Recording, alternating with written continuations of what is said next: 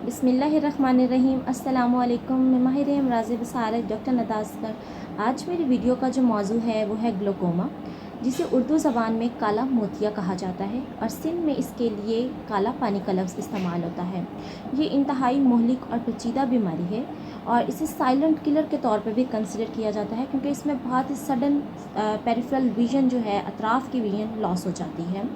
हमारे माशरे में काफ़ी कॉमन है और इस बीमारी से मुतल्लिक़ लोगों को बहुत ही कम शऊर है, जिसकी वजह से आगे जाके पेशेंट्स को बहुत से नुकसानात का सामना करना पड़ता है। ये बीमारी अमूमन बड़ी उम्र में पाई जाती है, मतलब 40 साल से अबव एज में इस बीमारी के होने के चांसेस होते हैं। उसके अलावा कुछ केसेस में बच्चों में पैदाइशी तौर पे भी ये बीमारी पाई जा सकती है। इसकी अगर हम सिम्टम्स की इब्तदाई अलामात की बात करें तो वो बहुत ही कम होते हैं, जिसमें चंद एक मैं आपके साथ डिस्कस करती हूँ। सबसे पहले ये कि आँख लाल हो जाती है, जिसके साथ आँख में दर्द शुरू हो जाता है, सर में दर्द की कैफियत होती है, मतली की कैफियत होती है और सबसे बढ़ के ये है कि आँख का प्रेशर जो है वो बढ़ जाता है। एक नॉर्मल रेंज जो प्रेशर की कंसिडर की जाती है वो 10 से 20 के दरमियान में होती है। जब इस रेंज से प्रेशर आँख का बढ़ जाता है, तजावुज़ कर जाता है, तो ऑप्टिक नर्व डैमेज हो जाती है। अब ऑप्टिक नर्व क्या होती है? बेसिकली ये एक ऐसी रग है, एक ऐसी नर्व है जो मैसेजेस और इंफॉर्मेशन जो है वो दिमाग तक पहुंचाती है, आँख से लेके, मतलब आँख से लेके दिमाग तक इंफॉर्मेशन पहुंचाती है। और अगर ये नर्व डैमेज हो जाए तो फिर बहुत ज़्यादा नुकसान होता है और कहा जाता है कि ग्लोकोमा के जो लॉस होता है इरिवर्सिबल लॉस होता है, मतलब जो नज़र का हिस्सा ज़ाया हो चुका होता है वो दोबारा वापस नहीं लाया जा सकता। लेकिन अगर इसकी बरवक्त तशख़ीस करवा ली जाए तो बहुत सी चीज़ों को मैनेज किया जा सकता है, मतलब ट्रीटेबल है। अब इसकी तशख़ीस के लिए कुछ टेस्ट्स करवाए जाते हैं, जिसमें मैं चंद एक आपके साथ डिस्कस कर देती हूँ। सबसे पहले तो ये होता है कि हम विजुअल फील्ड टेस्टिंग, जिसको हम पैरामेट्री कहते हैं, वो करवाते हैं। उसमें हम सेंट्रल विजन, सामने की सिमत की जो आपकी नज़र होती है वो, और पेरिफेरल साइडेड विजन, मतलब अतराफ़ की विजन जो है उसका मुआयना किया जाता है कि वो किस हद तक अफेक्ट हो चुकी हुई है। उसके अलावा हम लोग टोनोमेट्री करवाते हैं। टोनोमेट्री बेसिकली आँख का प्रेशर चेक करने के लिए की जाती है।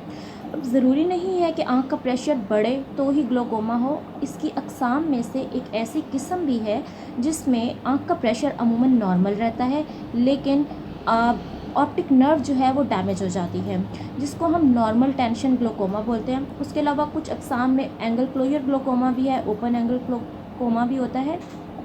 उसके अलावा ओसीटी भी करवाई जा सकती है, ऑप्टिकल कोहेरेंस टोमोग्राफी। उसमें अगर हमने ऑप्टिक नर्व की डिटेल्ड एनालिसिस करानी हो तो ये टेस्ट भी बहुत फ़ायदेमंद होता है। उसके बाद हम लोग गोनियोस्कोपी करवा सकते हैं। गोनियोस्कोपी में ये होता है कि आँख के अगले हिस्से का मुआयना करवाया जाता है, जहाँ से आँख के अंदर बहने वाला शफ़ाफ स्याल मादा जो है वो बाहर आता है। ये कुछ टेस्ट्स थे जो डिस्कस किए हैं। उसके बाद ये है कि इसके जो कॉजेज़ हैं वो रिलेटेड हैं एसोसिएटेड फैक्टर्स के साथ, क्योंकि अभी प्रॉपर्ली इसके जो कॉजेज़ हैं वो नहीं मालूम हो सके, जिसमें हमारा जेनेटिक फैक्टर आ सकता है, मतलब एज फैक्टर आ सकता है। जेनेटिक फैक्टर में ये होता है कि फैमिली हिस्ट्री अगर पॉजिटिव है, फैमिली में चलता आ रहा है, तो ये अमूमन हो जाता है। उसके अलावा एज फैक्टर है, अगर आपकी उम्र 40 साल से अबव हो गई है। उसके अलावा अगर आपको ब्लड प्रेशर या शुगर की बीमारी है तो उसमें भी आपके साथ ये बीमारी हो सकती है। अगर हम दूसरी बात करें कि किसी भी किस्म के कोई ट्रॉमा हुआ है, कोई भी हादसा पेश आया है जिसकी वजह से सेकेंडरी ग्लोकोमा होने के चांसेस होते हैं। उसके बाद हम बात करते हैं इसके ट्रीटमेंट ऑप्शंस की। ट्रीटमेंट ऑप्शंस में हम ड्रॉप्स देते हैं।